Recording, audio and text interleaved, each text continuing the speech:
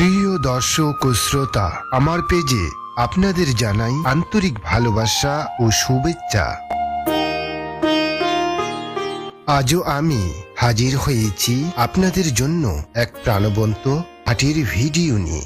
যে হাট শুধু কেনাবেচার জায়গা নয়, মানুষের জীবন, অনুভূতি আর সংগ্রামের এক জীবন্ত চিত্র। হাটটির নাম রানীর বন্দর হাট।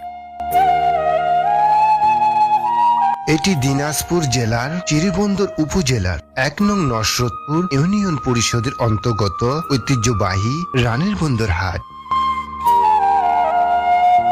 এই হাটটি বহুদিন ধরে স্থানীয় মানুষের আস্থা আর ভালোবাসার জায়গা হয়ে আছে। প্রতিদিনই এখানে বাজার বসে, কিন্তু সপ্তাহের 2 দিন, সোমবার ও বৃহস্পতিবার, এই হাট যেন রূপ নেয় এক উৎসবের মেলায়। সকাল হতেই চারদিক থেকে মানুষ ছুটে আসে এই হাটে। কৃষক, খামারি, ব্যবসায়ী সবার পদচারণায় মুখর হয়ে উঠে পুরো এলাকা। হাটের এক পাশে চোখে পড়ে হাঁসের বাজার। দূর দূরান্ত থেকে আনা বিভিন্ন জাতের হাঁসের ডাক আর কোলাহলে ভরে ওঠে চারপাশ। এই দৃশ্য যেন গ্রাম বাংলার এক চিরচেনা হৃদয় ছোঁয়া ছবি।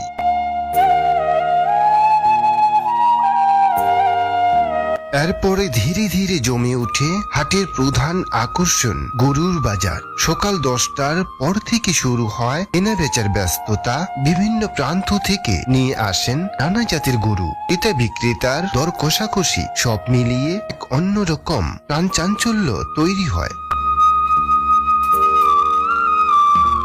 গরুর বাজারের পাশেই বসে ছাগলের বাজার। ছোট বড় নানা জাতের ছাগল আর মানুষের ভিড়ে জায়গাটি হয়ে ওঠে আলাদা আকর্ষণের কেন্দ্র।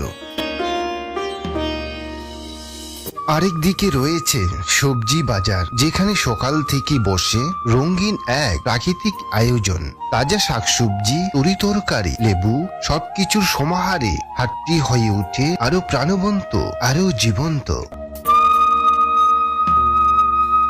হাটের ভিতরে হাঁটলে চোখে পড়ে মশলার দোকান, টাটকা মাছের বাজার, ভাজা পোড়ার দোকান আর চায়ের ছোট বড় হোটেল, যেখানে বসে জমে উঠে গল্প, হাসি আর আড্ডা। এছাড়াও এখানে পাওয়া যায় ঘরের খাট, গৃহস্থালী সামগ্রী, কুলা ঢাকি, নিত্য প্রয়োজনীয় প্রায় সবকিছুই।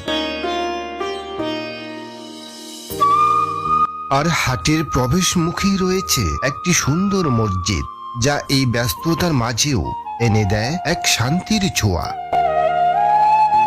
এই হাটটি শুধু একটি বাজার নয়, এটি মানুষের জীবিকার উৎস, একটি সম্পর্কের জায়গা, একটি বন্ধনের গল্প।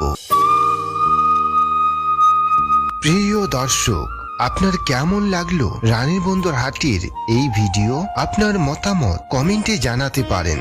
আর ভিডিওটি ভালো লাগলে লাইক ও শেয়ার করে এই হাটের সৌন্দর্য ছড়িয়ে দিতে পারেন সবার মাঝে। আর এমন হাট বাজারের ভিডিও দেখতে পেজটি ফলো করে সাথে থাকুন। আজ এ পর্যন্তই। সবাই ভালো থাকুন, সুস্থ থাকুন। সবাইকে ধন্যবাদ।